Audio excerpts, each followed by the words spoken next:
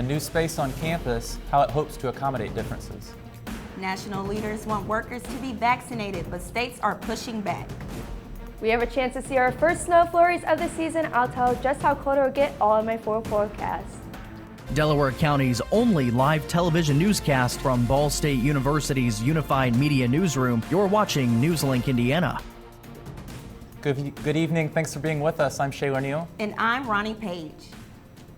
Open now, a contemplation space for meditation, prayer, reflection, and relaxation at Bracken Library. NewsLink Indiana's Catherine Segal met with Dean Shaw and Professor Hotham to learn more. A new addition to campus, a contemplation space in Bracken Library for students and faculty. Having a quiet place to take a moment seemed very important to me in all of the bustle of academic life. The assistant professor of philosophy and religious studies says the space could be more useful for some. I hope we see lots of people using this space for a variety of reasons, but for Sunni Muslims, that's probably going to be the most helpful for their religious practice on the day-to-day basis. Providing a welcoming and open space is important for the university. America is becoming an ever more religiously diverse country. If Ball State wants to continue to be relevant and attract students from all over the state and the country, we're going to need to provide resources for these students so that they can feel welcome and succeed here. And for students who need extra privacy, we do offer a privacy screen that can be moved and situated around some of the floor furnishings, to allow for privacy if someone wants that. Professor Hotham says he hopes this is the first step toward more to accommodate religious differences on campus. In Muncie, Catherine Segal, NewsLink Indiana. The contemplation space is open the same hours as Bracken Library, 7 a.m. to 1:30 a.m. The Biden administration is mandating millions of workers to get vaccinated against COVID-19 by January 4th. But now more than half of U.S. states are suing the administration, including Louisiana, Mississippi, South Carolina, and Utah, along with a number of businesses, asking the court to block the mandate, saying it constituted federal overreach and risked negatively impacting the workforce.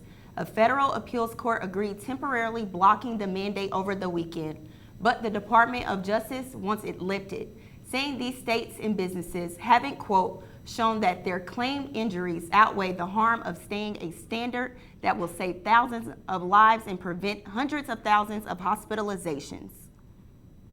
The Biden administration announcing new actions to ease supply chain issues at U.S. ports, waterways, and freight networks. It's their approach to the newly passed bipartisan infrastructure bill, including new construction projects for coastal navigation, inland waterways, and land ports of entry. It will also include flexibility for port grants to solve supply chain disruptions. This days after the bipartisan package passed Congress and one day before President Biden's trip to the Port of Baltimore to promote the bill. A senior administration officer says implementation of the plan is already underway, even though the measure has not yet been signed. House Speaker Nancy Pelosi says Democrats will pass President Biden's nearly $2 trillion economic and climate bill next week. Pelosi announced the plan while speaking at COP26 in Glasgow, Scotland today. Our congressional delegation comes here after advancing legislation to Build Back Better for Women, which represents the most ambitious and consequential climate and clean energy legislation of all time.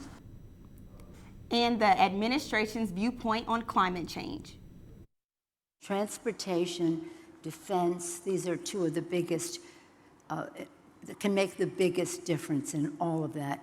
And that is something we're very, very focused on. As I say, the Defense Department sees this systemically, that we have to stop it as a national security issue.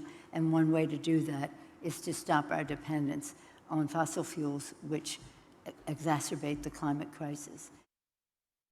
The group is expected to discuss decarbonizing transportation tomorrow.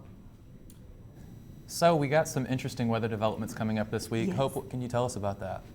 Yeah, we do have some interesting weather on its way, but as for right now, we do have a thin layer of clouds moving through the area, but otherwise partly cloudy conditions. But we do have these mild temperatures in store, and currently we still are on the mild side 52 degrees here in Muncie, 49 in Lafayette, sitting at 43 degrees in South Bend.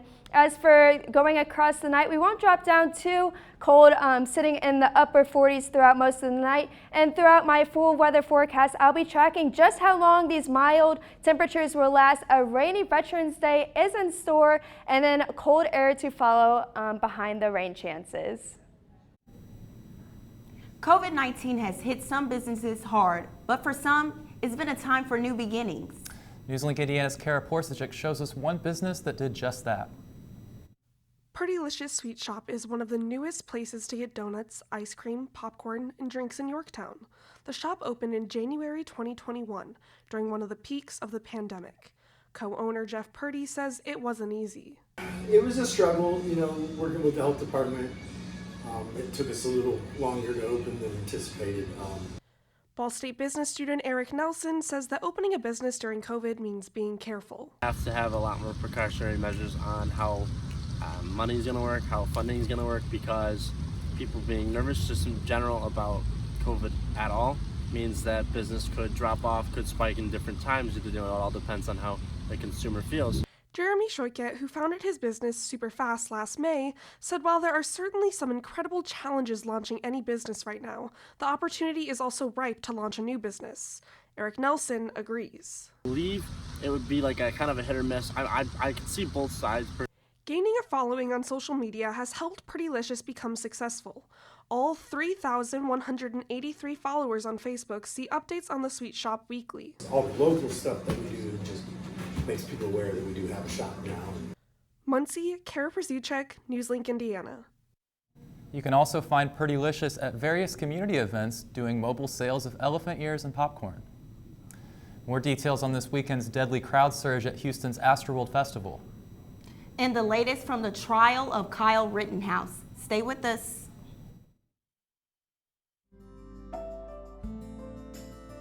Riding the bus is an easy thing to do. Last year, we carried 60,000 riders from the Ball State area. 50,000 of those were students.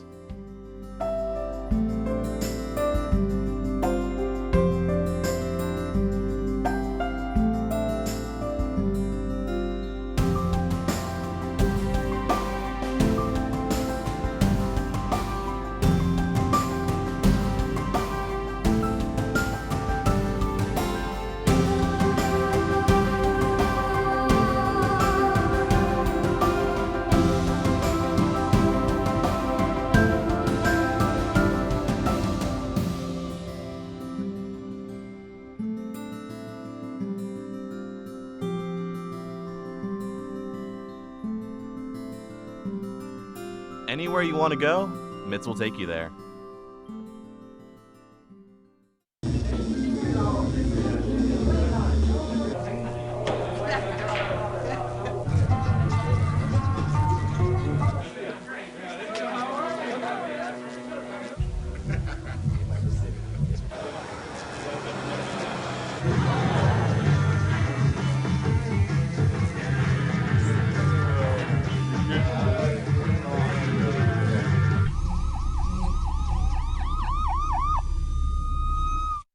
So, I just moved in with his family, and it's embarrassing. The little one, he likes to go outside and crawl around in the giant litter box. I don't know what he's doing. I mean, I was born and I knew how to use the litter box. Look at that. That's disgusting. Oh, poop already. You're making me nervous. Oh, okay, I can't look at this anymore. I really hope he grows out of this, for his sake. New details emerging in the deadly crowd surge at Houston's Astroworld Festival, with 18 lawsuits filed against rapper Travis Scott and those behind the festival, while investigators look into what caused it. And the medical examiner's office says it could take several weeks to determine the cause of death for the 8 victims. Scott says he will pay for the funeral cost of those killed. Now, 3 people remain hospitalized, including a 9-year-old boy. His family says he's in a medically induced coma. Scott maintains he had no idea the extent of what was happening in the crowd. Meanwhile, according to the Wall Street Journal, people familiar with the investigation said investigators are looking into whether a batch of counterfeit pills, possibly laced with fentanyl, played a role in some of the deaths. The prosecution rests its case in the trial of Kenosha gunman Kyle Rittenhouse. Rittenhouse was just 17 years old in 2020 when he fatally shot Joseph Rosenbaum with an AR-15 style gun. Rosenbaum was an unarmed man who was chasing him. He shot at other people who confronted him, killing one. The shootings happened at a protest in Kennesaw, Wisconsin, following the police shooting of Jacob Blake. Rittenhouse had traveled to Kenosha with his weapon from Illinois after the protests began. The defense claims he was just there to protect businesses, and Rittenhouse says he fired in self-defense. One of the defense witnesses remembered Rittenhouse after the shootings. And he sat down. I remember him pulling his hair back, and he's pulling it back really hard, and just his comment was, "My God, my life might be over." Rittenhouse has pleaded not guilty to 5 felonies and misdemeanor.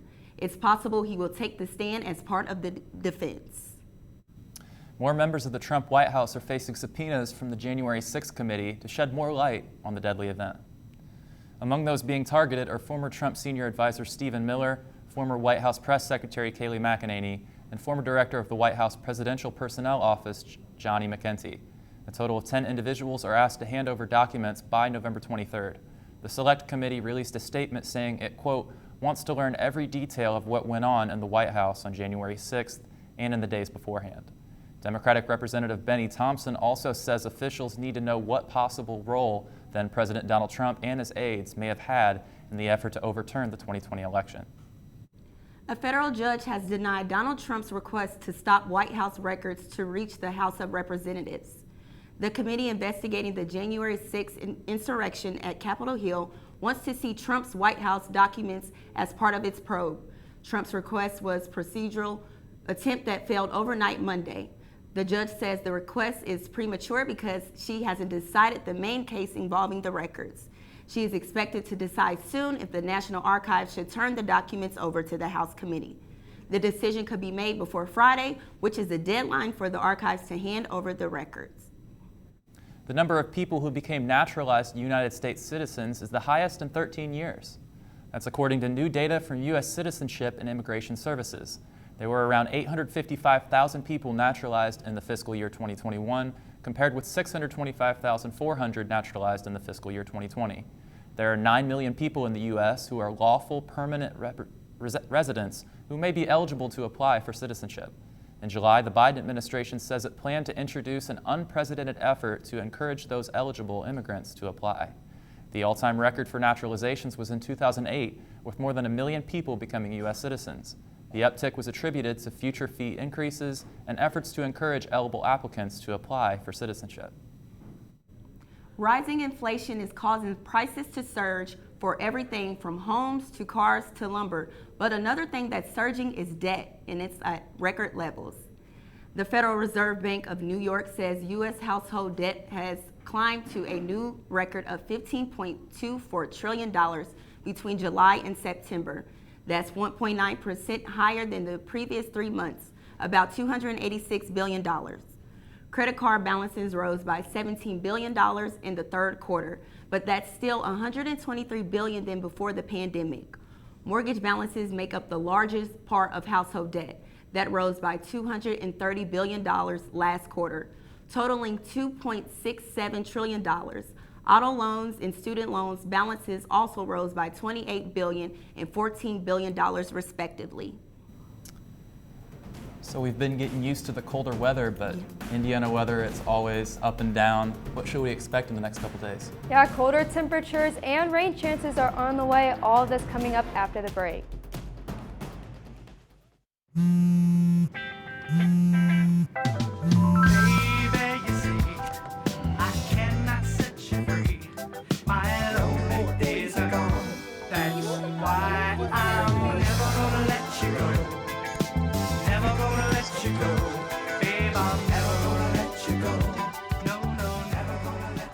Here you go. Thank you. Thank you.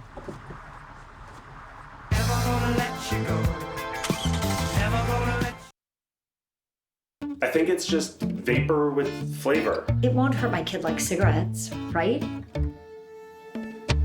Vaping is safer than smoking, isn't it? There's really not even that much nicotine in them, right? My kid? My kid knows it's dangerous. Get your head out of the cloud. Today, nearly 8,000 kids will start vaping, maybe even yours. Learn about the dangers at talkaboutvaping.org. Emotes say a lot, but they can't say it all. Think your guildmate is struggling? Try these dialogue options.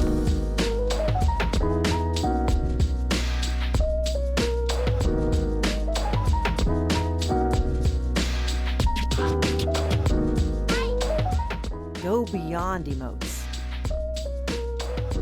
Check in with your guildmates at seizetheawkward.org.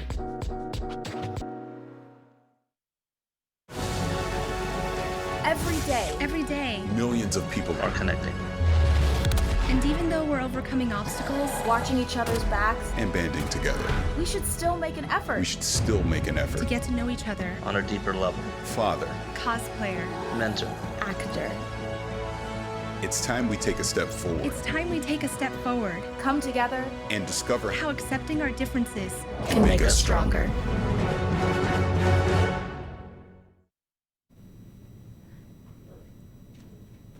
The skies are looking pretty clear. Hope, can you tell us what's going on with weather?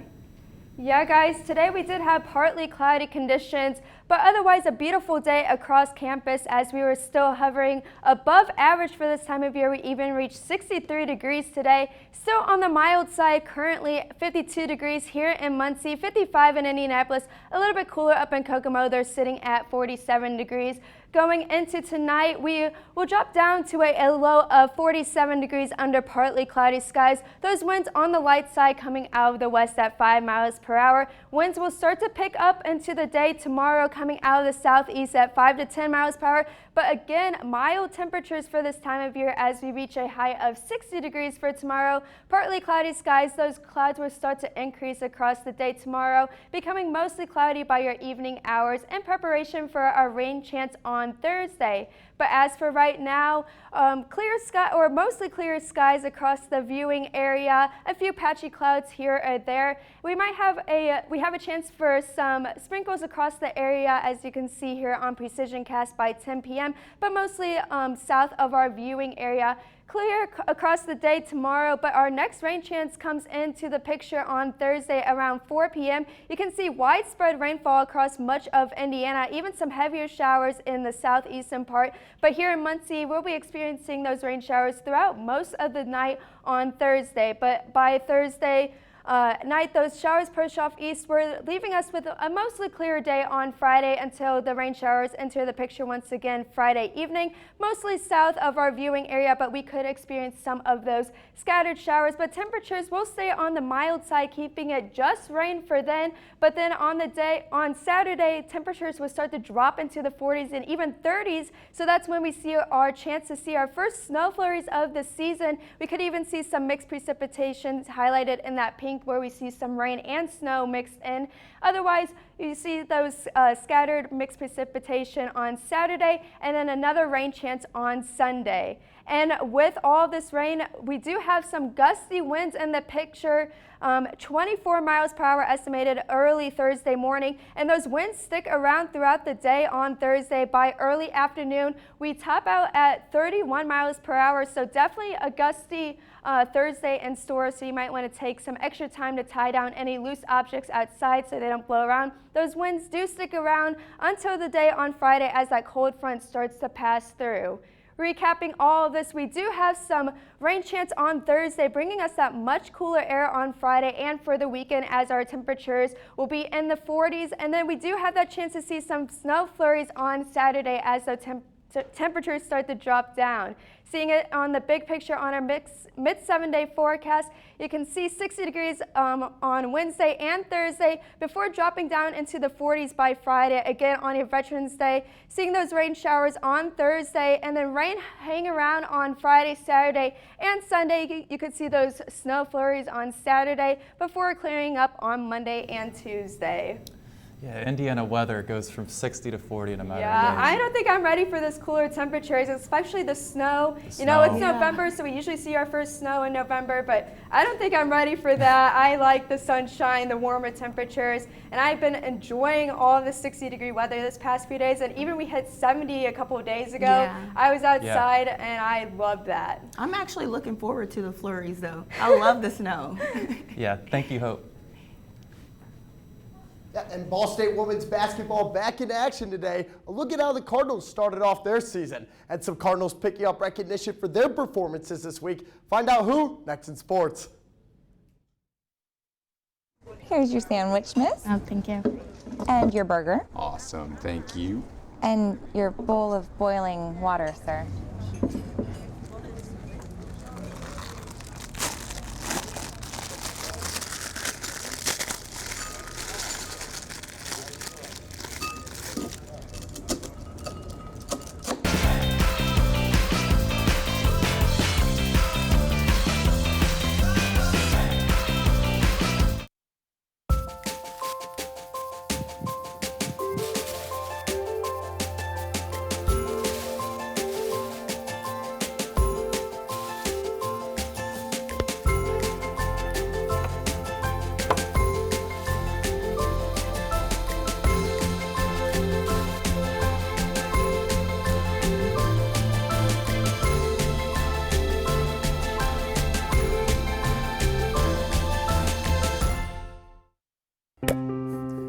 After retiring from the NFL, I've been able to spend a lot more time coaching my daughter's basketball teams. It's something I love to do. Through our games and our tournaments, we see all types of coaching, good and bad. And it begs the question, do we really know who's coaching our kids? Do they have the proper training and screening it would take for me to be comfortable with my daughters playing for that coach?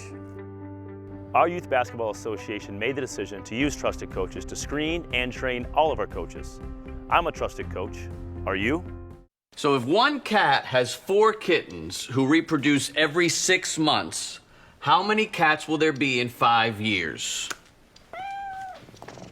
Who's got it? Is this... What is that?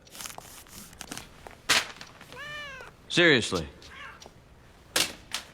Who threw that? Cats are terrible at math, but they sure do multiply. Please spay, neuter, and adopt. The solution is 10. Welcome back to NewsLink Indiana. I'm Vinny Martirano with sports. Ball State women's basketball getting their season underway at home this afternoon. NewsLink Indiana's John Kleemeyer spoke with the Cardinals after the game.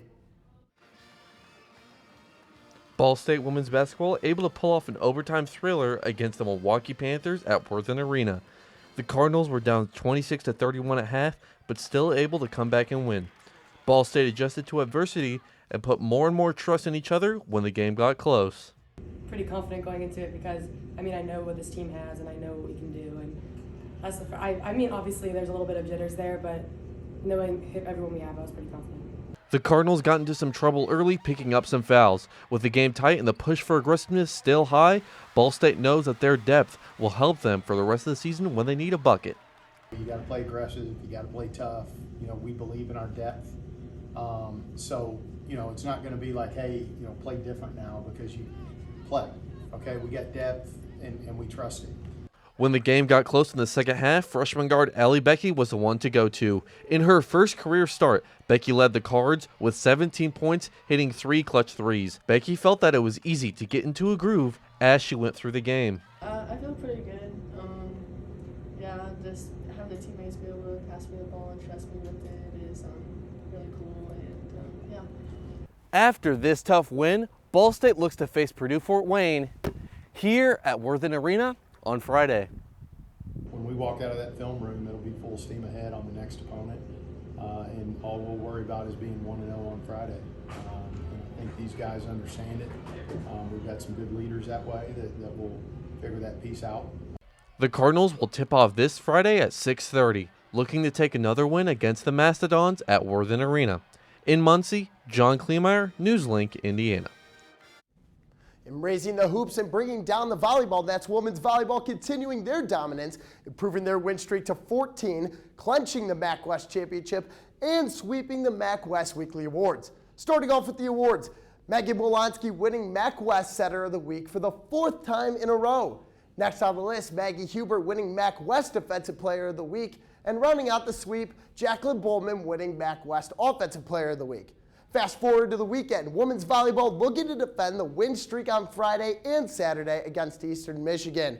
Swinging things over to football, Justin Hall picking up even more national attention this week, being named to the Paul Hornung Weekly Honor Roll for the 4th time after his big performance against Akron last week. Hall totaling 136 all-purpose yards and 2 touchdowns in Ball State's win against Akron. Hall averaging nearly 137 all-purpose yards per game, the 16th most in the nation. The standout receiver scoring in a game for the 4th straight week, 2 of which coming early to give the Cardinals a 28-10 lead in the second quarter. And guys, I don't know about you, but I am ecstatic for college hoops to be back. Yeah, what up with Ball State women's basketball? Freshman Allie Becky leading the team with 17 points. I mean, that's big time coming in your first start, producing that well. Absolutely, and starting off with a win too. You'd love nothing more than that, and then having to defend it in home should be good for the rest of the season. Yeah, it should be fun. Thank you, Vinny. A final check at weather after the break.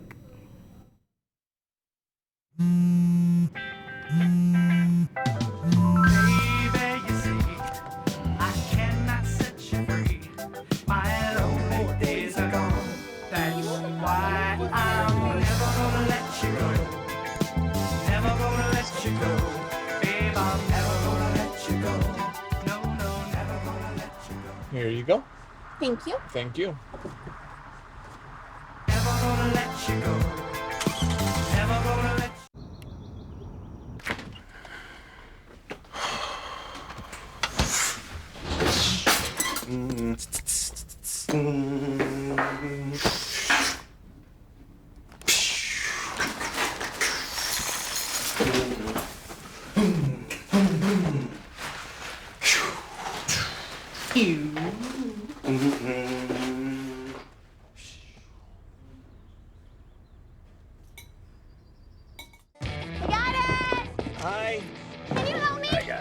Thank you. No problem. Just like the rules to surviving Zombieland, there are steps you can take to be prepared for an emergency. It's the right thing to do. Talk with your family to make a plan. Look for safe areas to meet up if separated. And stock up on supplies. It's never too early to get prepared, so start now. Right now? Right now. You can't predict emergencies, but you can be ready. You're welcome, America. Visit ready.gov today to learn more. Jordan knows he shouldn't eat this entire bowl of nachos, but tonight he's earned that right. Because a few hours ago, in the middle of happy hour, he recognized a sign. Not from the gods or a bolt of lightning, but from a double heart, a kissy face, and a 4th ha in ha ha ha. That's when Jordan knew he was buzzed. So when it was time to go, he got a ride home instead of driving.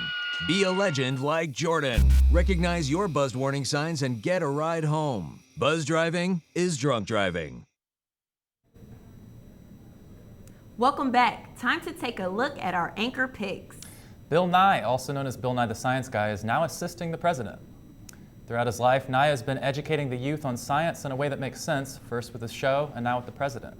The White House reported Biden and Nye will film a video revealing the president's agenda on the climate crisis. This video is guaranteed to reach a large audience thanks to Nye's over 11 million followers across his various social medias. Someone has pledged to pay nearly $500,000 for one of first computers created by Apple. John Moran auctioneers conducted the sale of this Apple I computer today.